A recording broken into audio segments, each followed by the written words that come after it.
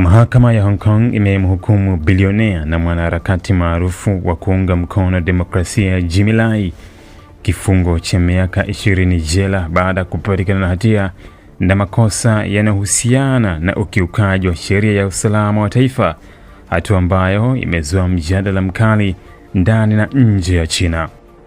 Lai mwenye umri wa miaka 78 na raia mwenye passport ya Uingereza alikutwa na hatia ya njama ya kushirikiana na nguvu za kigeni pamoja na kuchapisha nyenzo zilizoelezwa kuwa zinatayarisha usalama wa taifa.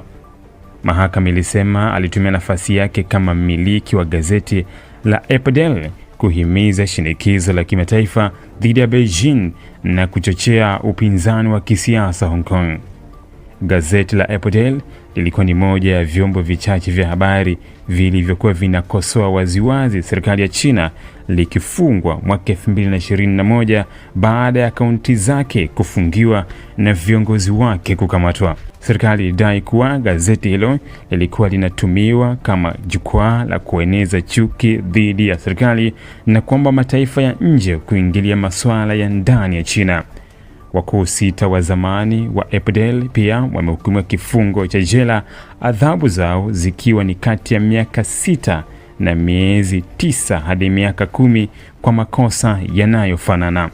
Hukumu hizo zimeonekana na wanaharakati wa demokrasia kama ishara ya kuendelea kwa kubana uhuru wa vyombo vya habari na maoni tofauti Hong Kong.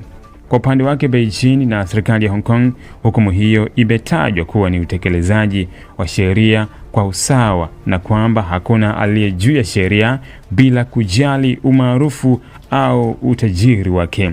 Serikali imesisitiza kuwa sheria ya usalama taifa ni muhimu kurejesha utulivu baada ya maandamano makubwa ya kidemokrasia mwaka 2019.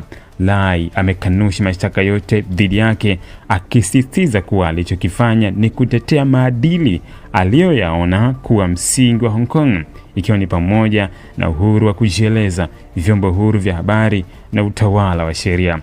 Wafuasi wake wanamchukulia kama shujaa wa demokrasia na mfano wa mtu aliyesimama kidete dhidi ya shinikizo la kisiasa.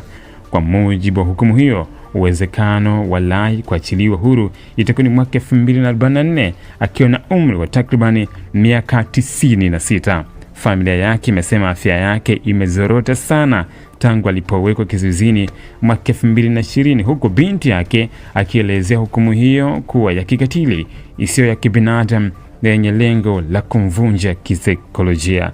Serikali ya Taiwan pamoja na mataifa na mashirika kadhaa ya kimataifa yamelaani vikali hukumu hiyo, yakitaka Jimmy Lai aachiliwe mara moja na kile wanachokiita mateso ya kisiasa yasitishwe.